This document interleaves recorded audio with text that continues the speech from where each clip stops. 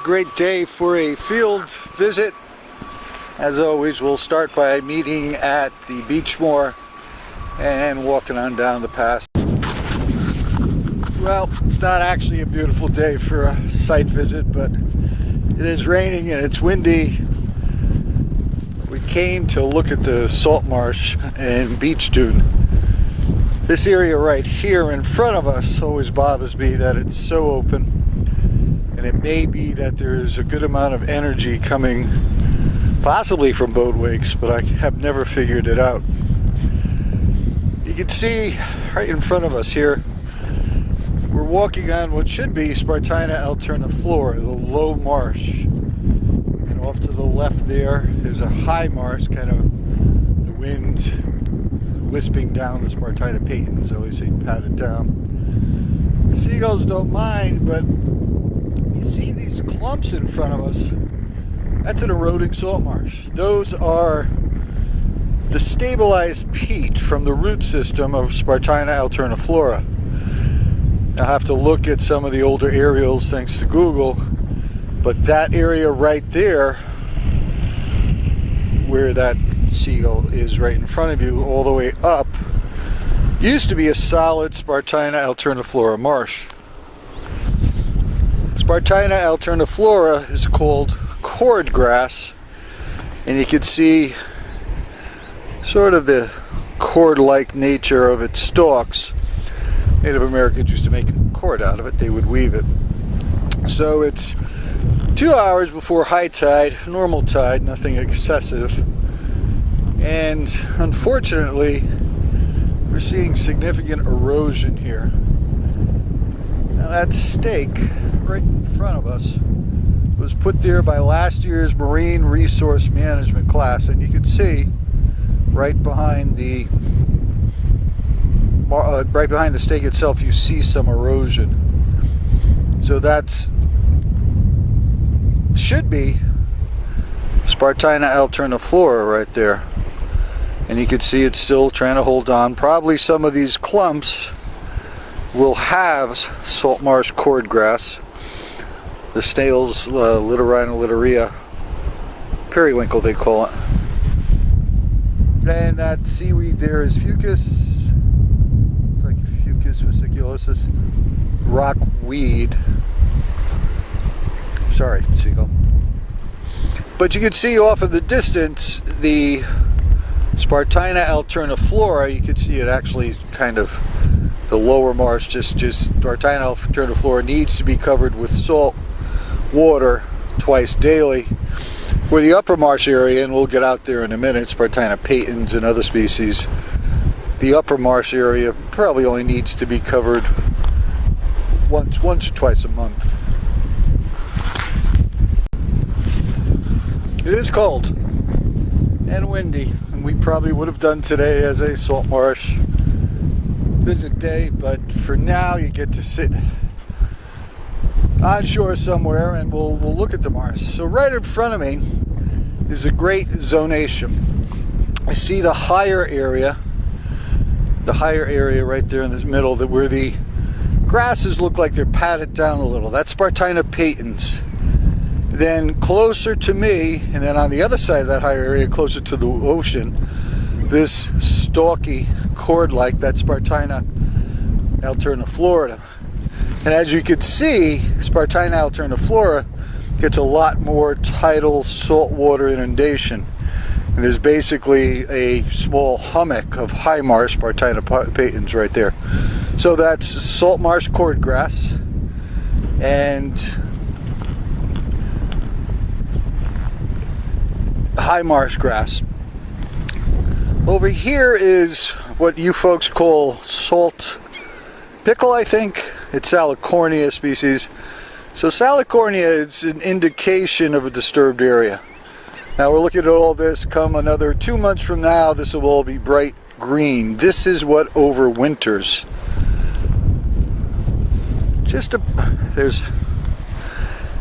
There's a Aurelia. So there's a lion's mane, Aurelia aurita, lion's mane jellyfish stuck up there. But I'm starting to think that there's enough energy this area, and this is sort of a sand vein coming in. See how the finer sand berm is building up here? So this seems like there's a lot of energy, and I'm going to say it probably has something to do with the energy coming around Cadet Beach. And a nicer day, we're going to figure this one out. It's always good to keep on paths. That's what they're there for. And you can see the rack line right here. And our beach dune, this is designated beach dune according to those state viewers we've looked at.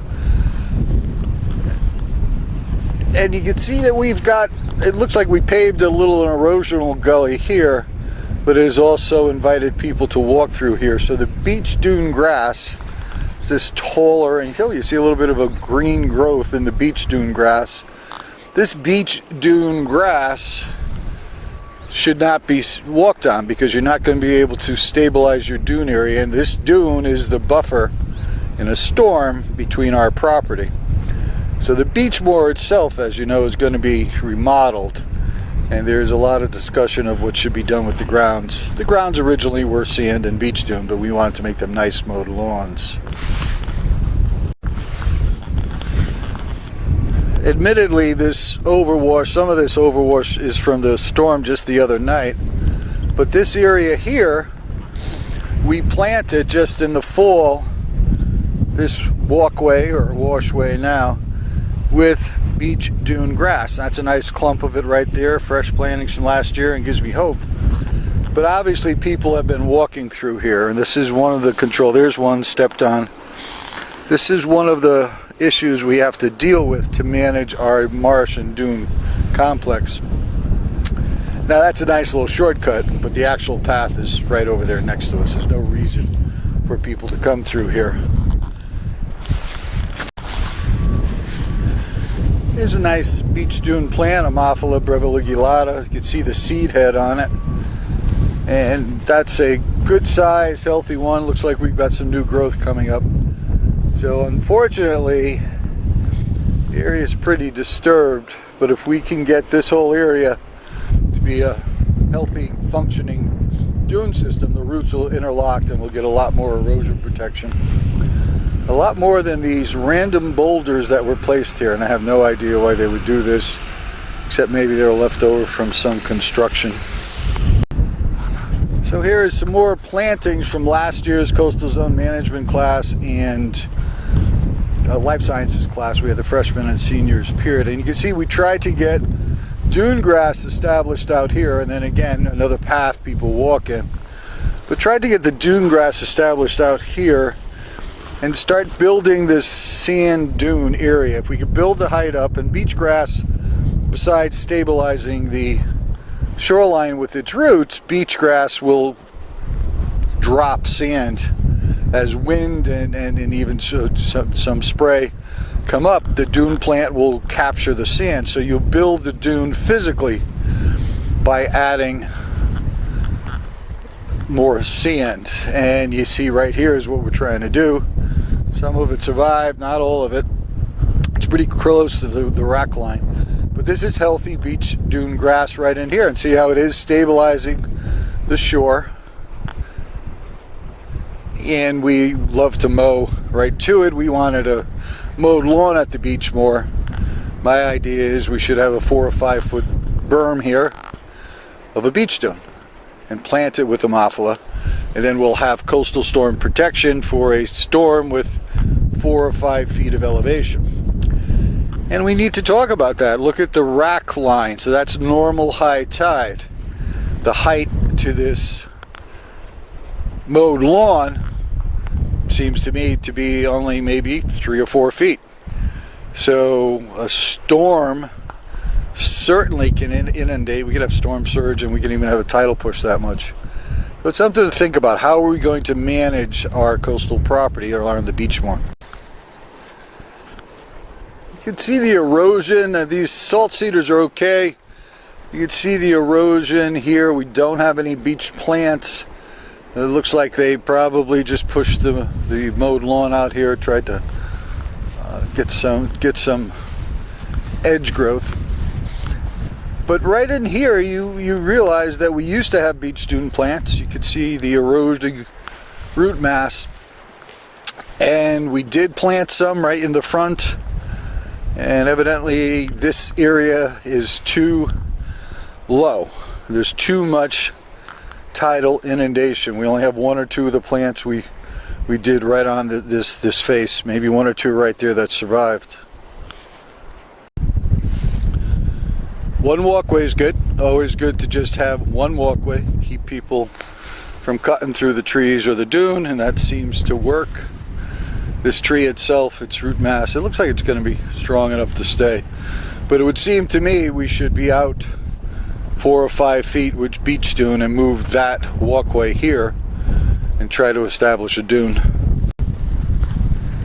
In order to get a permit under the Clean Water Act to do the construction of the beach moor, they had the consulting firm flag, you can see a flag there, the wetlands, and you could see hopefully just those pink flags, and that's the top of the wetlands. So that's the top of the salt marsh. Again, Spartina alterniflora, cordgrass going right in, and the tide's coming in about 2 hours before high tide. So that'll get inundated, and then the Salicornia is on the top here. This is a disturbed area. And again, I'm not really sure why this is not marsh. It seems like it was marsh. You can see the cordgrass is being eroded away. It must have something to do with energy, probably the boating energy coming through here, boat wake. And it could be people. I mean, there are a lot of neighbors like this little beach.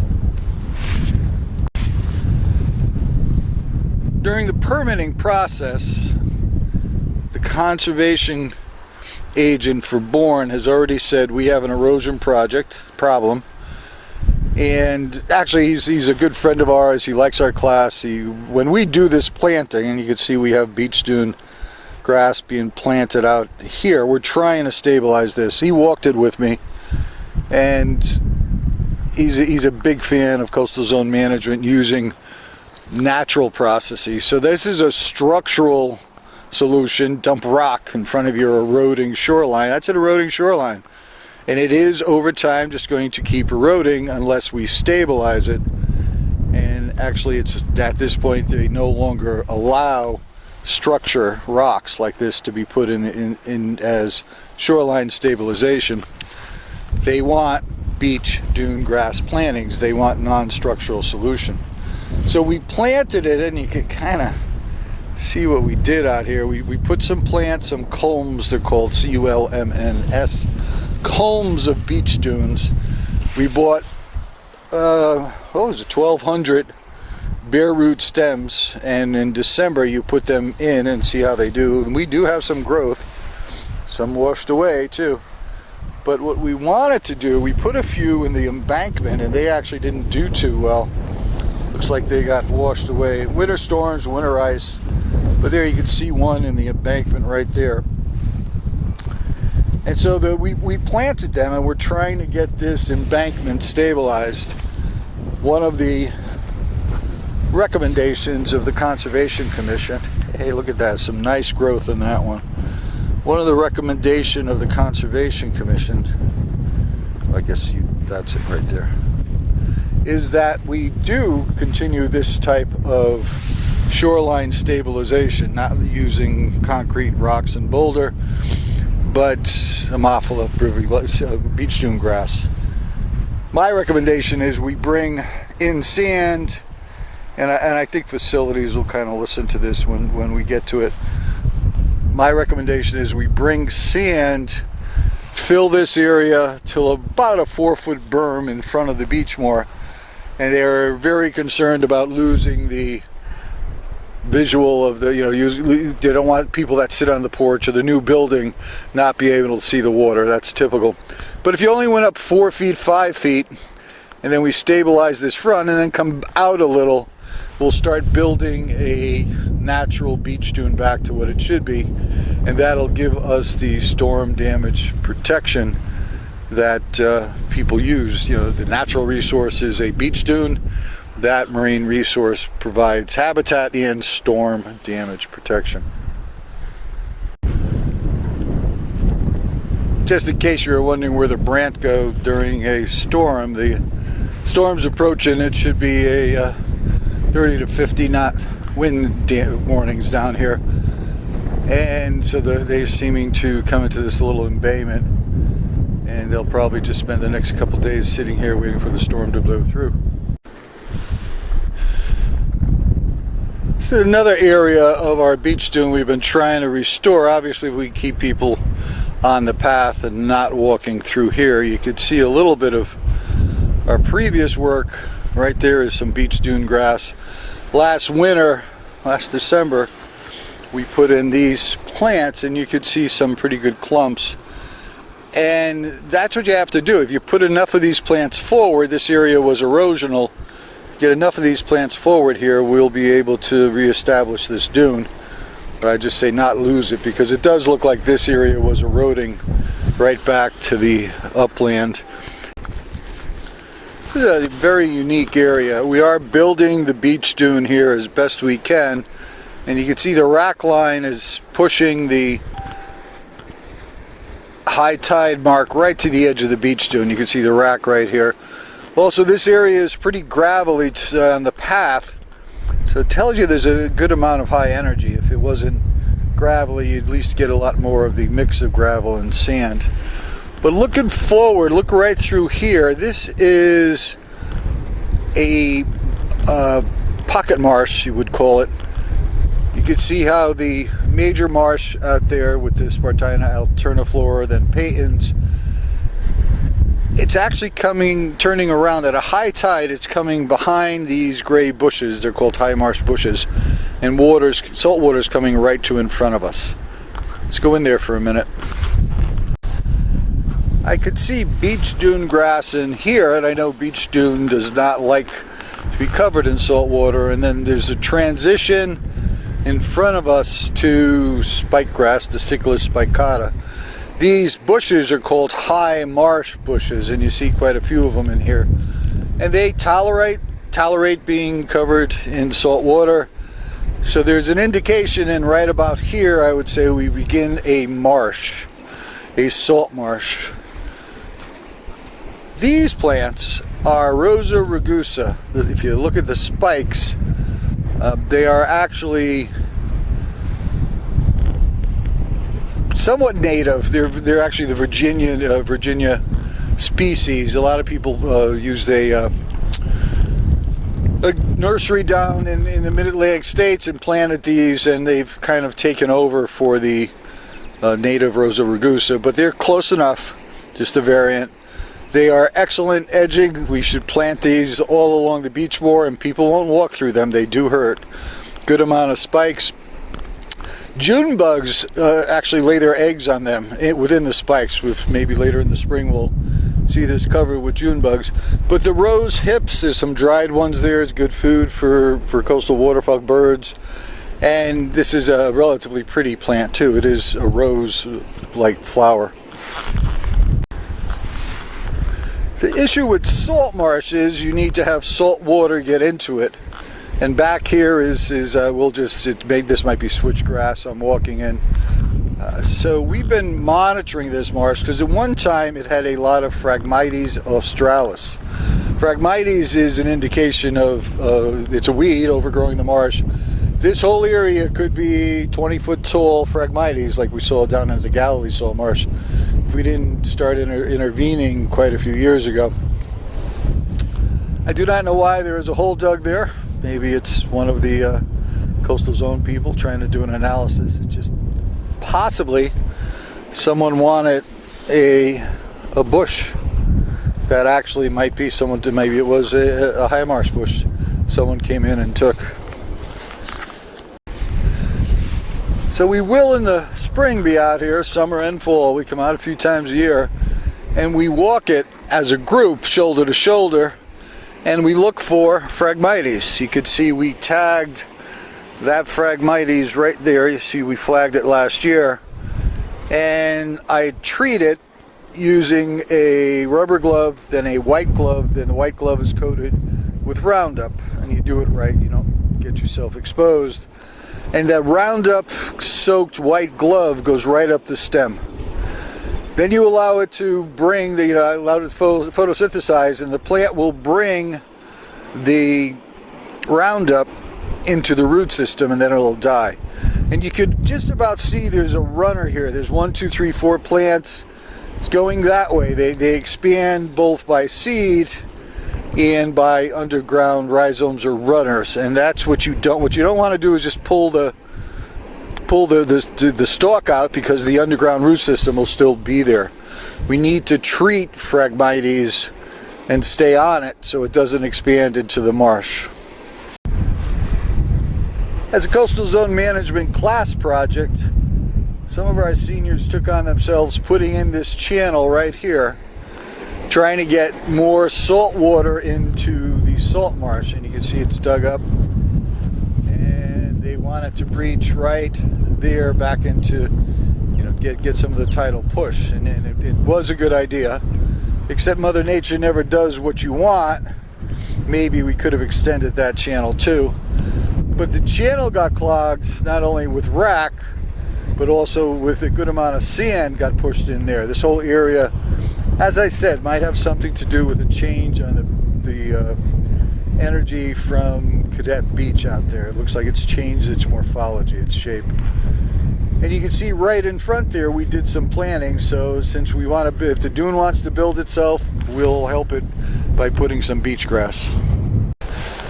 Here's another look at our pocket marsh, and this is where the salt water pushes in, so we give it a little more help. But I do like our plantings along the frontier. They look like they are going to help stabilize the sand in front of this pocket marsh. So now if the protection's there in the front, and we'll keep expanding the protection, just a matter of make sure we get the salt water transmitted back through good tides. Salt water also comes back in this way. You see we're right under the turbine.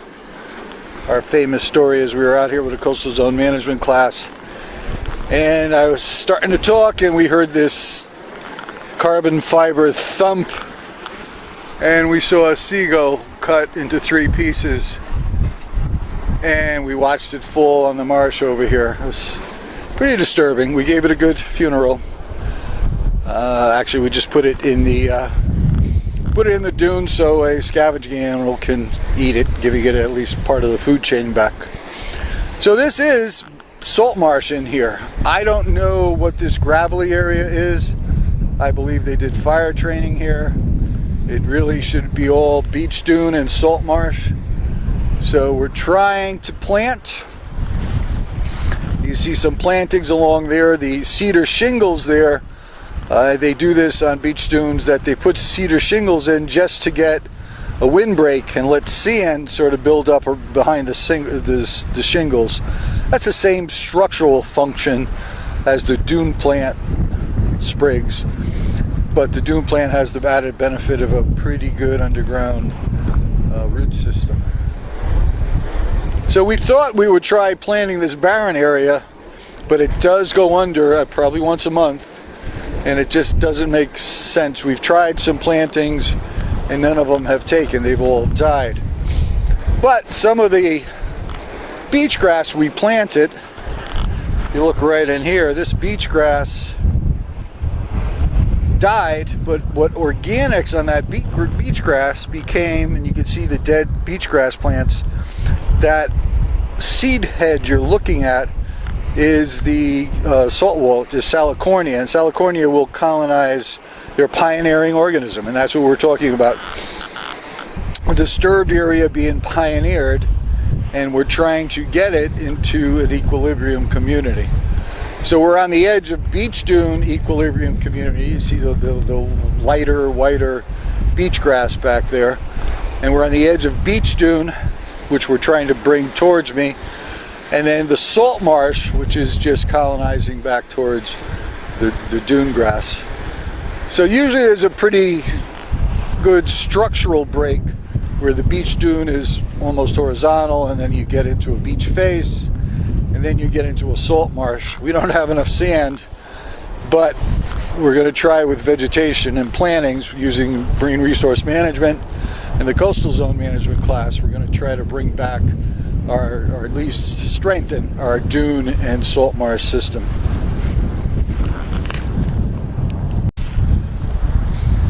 And here's a great picture, winter picture, of a biologically diverse and equilibrium community on the marsh. And it's not a monotype. You do see alterniflora, cordgrass, down towards the water. You see where the grass is patted down, the wispy grass, Spartina patens, and then this, I guess, indescript area above it would be Salicornia. And up there might even be some disticula, some spike grass. So, as I said, the two species I want you to know is Spartina alterniflora and Spartina patens.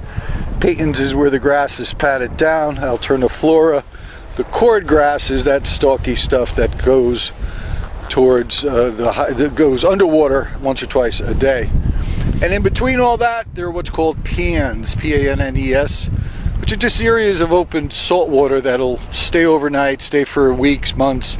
Sometimes they're caused by ice rafting out a clump of sod, but otherwise some of them are ecologically very diverse and stay a long time. This is the area at high tide where a lot of small bait fish come feed. They're protected from predators, and this is where they lay eggs. Silversides in particular at high tide come in here, and these pans and wet areas keep their eggs safe. So if we could get the dune a little higher here, a little more stabilized using beach grass plantings. There's some that did pretty good this year. And protect our pocket marsh, that would be an ecological success. What we don't have is a solution for this eroding marsh face right in front of us. And the path I'm walking on, we should be able to use the marsh. We should have a path, but maybe we should stabilize it better. Why it's so gravelly, why it's so cobbly, this isn't even gravel, this is called cobble. It would tell me that there's some pretty high energy getting in here. Yet, maybe at a high tide we get enough of a wind fest in a southwest storm. And all summer long we have quite a few southwest storms. Northeast is the other way, so it's not a nor'easter in the winter.